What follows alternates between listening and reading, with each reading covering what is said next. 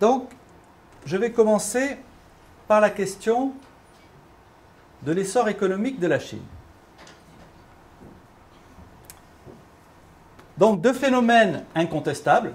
D'abord, la Chine s'est considérablement libéralisée depuis une vingtaine d'années. Et d'autre part, elle a connu un enrichissement tout à fait remarquable. En fait, j'ai même lu que l'enrichissement qui a été connu par la Chine depuis une vingtaine d'années, c'est le progrès économique le plus massif jamais enregistré dans l'histoire humaine. C'est-à-dire que dans l'histoire humaine, on n'a jamais eu une aussi grande masse de population qui s'extrait aussi rapidement de la misère. Parce qu'il faut bien dire que les Chinois, à l'époque du collectivisme pur et dur, étaient misérables. Donc, sur le principe de base, pas de difficulté, le développement de la Chine s'explique par le passage à l'économie de marché, par le passage au capitalisme. Là-dessus, il n'y a pas de difficulté. Mais, au fond, comment se fait-il que l'économie de marché fonctionne et pas le collectivisme? Ce que je voudrais vous montrer là, assez brièvement, c'est qu'en fait, on ne trouve pas de réponse satisfaisante, je dirais presque pas de réponse du tout, à cette question dans les textes standards. Pourquoi est-ce que l'économie de marché fonctionne et pas le collectivisme? Alors que, dans la tradition autrichienne, on a des discussions très approfondies sur ce thème et on explique d'une façon tout à fait satisfaisante ce phénomène.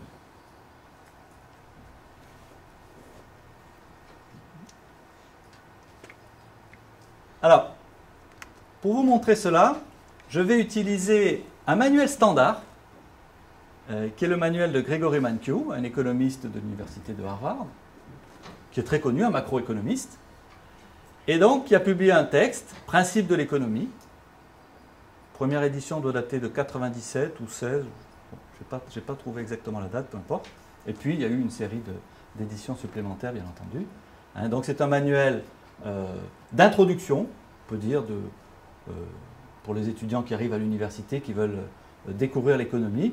Il y a de fortes chances qu'il se trouve avec le type de considération qu'on trouve dans ce manuel, qui a eu un très grand retentissement et qui est extrêmement utilisé.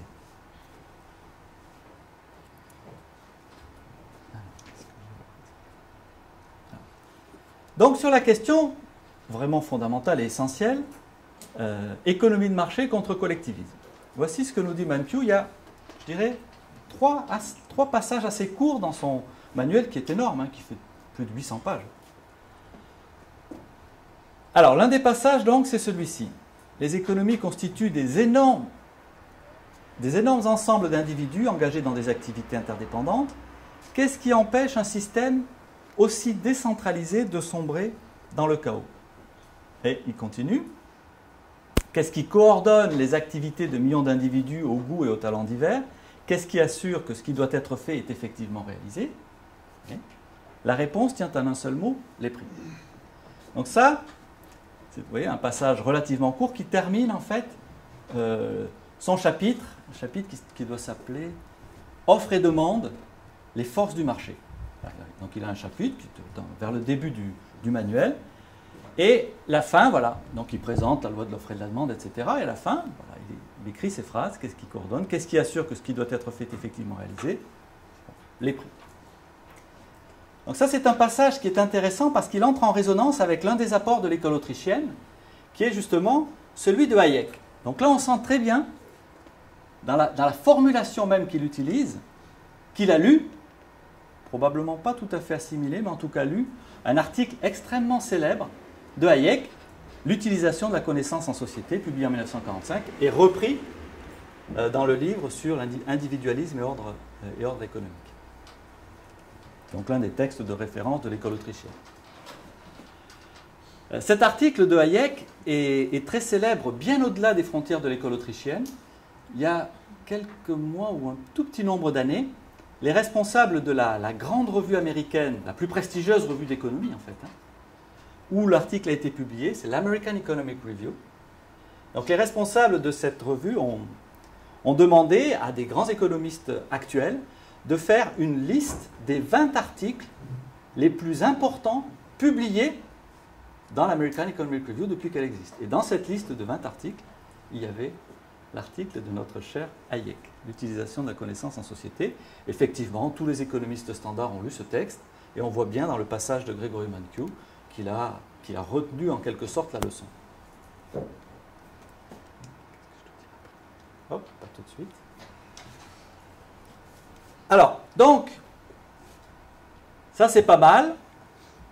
On est censé comprendre ici comment une économie décentralisée, donc une économie de marché, fonctionne, c'est grâce au prix. Sauf que les prix sont en réalité un phénomène relativement superficiel. Pourquoi? Parce que le prix, c'est simplement l'indication d'un taux d'échange. Donc pour qu'il y ait un prix, il faut qu'il y ait un échange. Et pour qu'il y ait un échange, il faut qu'il y ait des droits de propriété. Il faut qu'il y ait des propriétaires qui échangent leurs biens.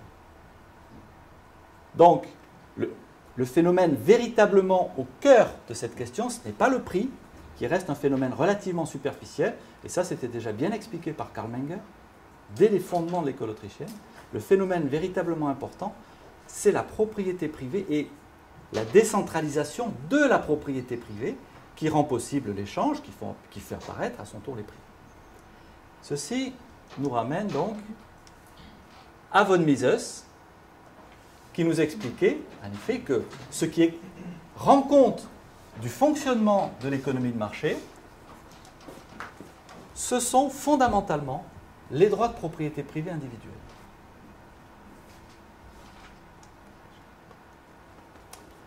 Alors, on continue les très brefs passages que Gregory Mankiw consacre à cette question. Il explique, pour que les prix jouent correctement leur rôle, il faut que tout le monde reconnaisse les droits de propriété. Et là, on se dit, ah, mais voilà, ça c'est pas mal. Peut-être que le message de von Mises, parce qu'en réalité, c'est plutôt le message misésien que le message hayekien. Peut-être que le message de von Mises est passé et qu'effectivement, il a compris que ce qui importe, c'est pas tant les prix, c'est pas les prix qui font fonctionner le système, ce sont les droits de propriété privée individuelle. Malheureusement, il continue par cette phrase. Une compagnie minière ne fera aucun effort pour extraire du minerai si elle s'attend à ce que celui-ci lui soit dérobé. Et là, patatras, il était sur la bonne voie. Donc le système fonctionne, se coordonne grâce au prix. Bon, mais les prix requièrent des droits de propriété privée individuelle, une décentralisation de la propriété. Malheureusement, cette phrase ici nous montre qu'il change ici complètement de registre et il passe à un tout autre problème qui est le problème de l'incitation. Donc il relie la question des droits de propriété, non pas au prix, mais à l'incitation. Pour que les gens soient incités à utiliser rationnellement, efficacement, économiquement leurs ressources, il faut qu'ils soient propriétaires. Et ceci, c'est une grave confusion qui a été levée depuis bien longtemps par l'école autrichienne. Donc entre deux problèmes tout à fait différents. Le problème des incitations et le problème du calcul économique.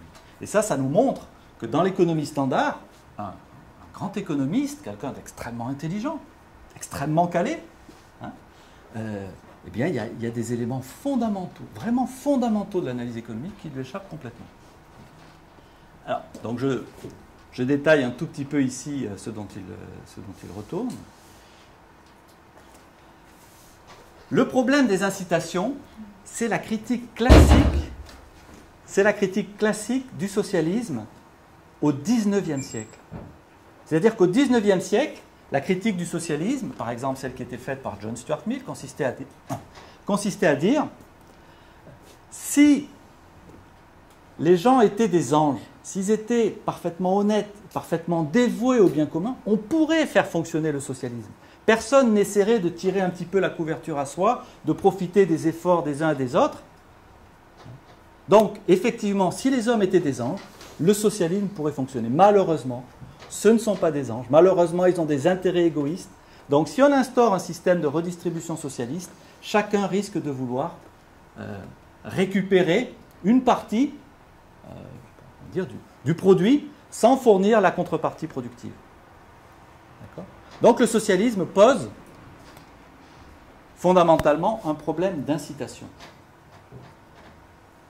Oui. Et ça, c'est une critique ancienne du XIXe siècle. La critique renouvelée du collectivisme c'est celle qui est née avec von Mises, c'est le problème du calcul économique. La propriété privée est nécessaire pour qu'il y ait des échanges et des prix qui permettent le calcul économique. Et c'est le calcul économique qui permet au système de fonctionner. Donc, la critique de Mises revient à dire, même si chacun d'entre nous était parfaitement dévoué au bien commun, parfaitement honnête, parfaitement décidé à faire fonctionner le système, à faire les efforts nécessaires sans se servir d'autrui, même dans ces conditions idéales, le collectivisme, le socialisme, ne pourrait pas fonctionner. Vous voyez, c'est le problème du calcul économique. Donc intéressant de voir comment un économiste standard a retenu de façon assez superficielle le message hayekien. C'est évident que c'est probablement le seul texte autrichien qu'il ait lu. Donc il a retenu superficiellement, mais il passe en réalité, dans la perspective autrichienne, il passe complètement à côté de son sujet. Et les brefs passages qu'il consacre au système des prix qui est censé coordonner un système pour lui éviter de sombrer dans le chaos à partir des décisions décentralisées, en réalité on s'aperçoit que son raisonnement n'est absolument pas satisfaisant et ne tient pas du tout la route. Alors maintenant je rentre un petit peu plus en détail dans la théorie des prix, la théorie standard des prix, pour montrer qu'en fait cette théorie standard ne nous permet pas non plus du tout d'analyser correctement le fonctionnement d'une économie de marché.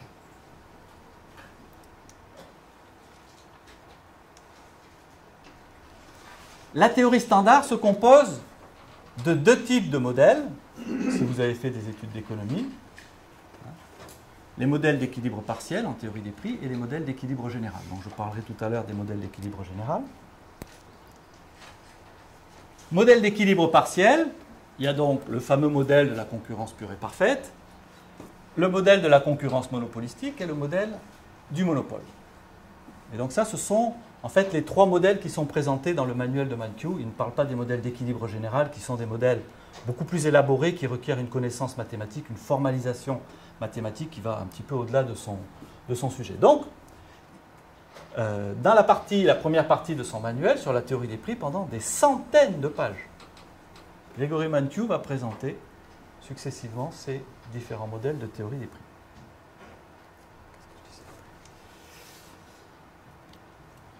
Alors, quels sont les problèmes qui se posent dans ces modèles d'équilibre partiel? Il y a déjà un premier problème qui est présent dans le nom. C'est-à-dire que les modèles d'équilibre partiel sont des modèles dans lesquels on concentre l'analyse sur ce qui se passe sur un seul marché. Alors déjà, à partir des modèles d'équilibre partiel, vous ne pouvez pas dire, vous ne pouvez pas expliquer, comme l'a fait Mankiw dans ses tentatives d'explication du fonctionnement de l'économie de marché, que les prix coordonnent le système économique. Vous ne pouvez pas du tout le montrer ni l'expliquer, puisque vous faites une théorie des prix dans laquelle vous supposez que le marché que vous étudiez est isolé du reste, n'influence pas les autres marchés et n'est pas influencé par les autres marchés. Donc déjà, vous vous coupez complètement de la compréhension et de l'analyse du fonctionnement d'une économie de marché dans ces modèles d'équilibre partiel.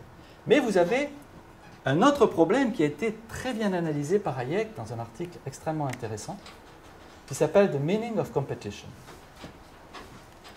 Autant son article sur l'utilisation de la connaissance en société a suscité un certain nombre de controverses et de discussions au sein de l'école autrichienne, autant je pense qu'on peut dire que « The Meaning of Competition » est un article acceptable à 100% par l'école autrichienne.